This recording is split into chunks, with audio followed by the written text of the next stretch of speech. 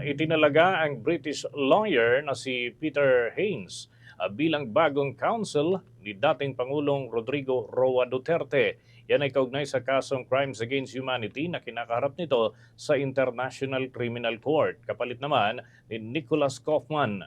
Si Haines, mga kabombo, ay dating presidente ng International Criminal Court Bar Association.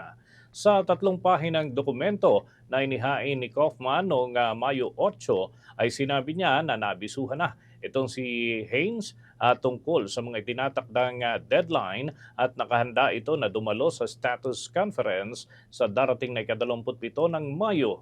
Batay nga sa dokumento, personal na binisita ng defense team ang dating Pangulo noong ito ay formal na inalis si Kaufman bilang kanyang abogado at ipinahayag ang kagustuhang kunin si Haines bilang kapalit naman ito.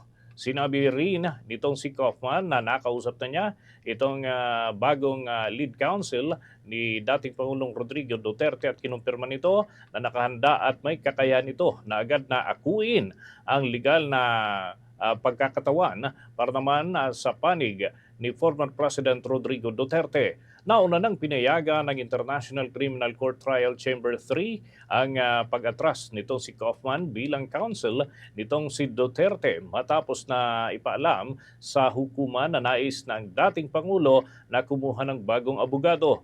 Ayon pa kay Kaufman, nananatiling matatag at epektibo ang depensa ng dating presidente dahil sa malawak na karanasan nitong si Haines sa International Criminal Court at sa patuloy na suporta ng kasalukuyang defense team.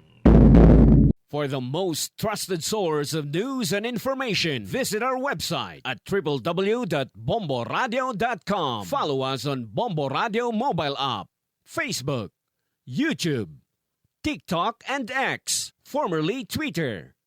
Like, share, and stay connected. Anytime, anywhere.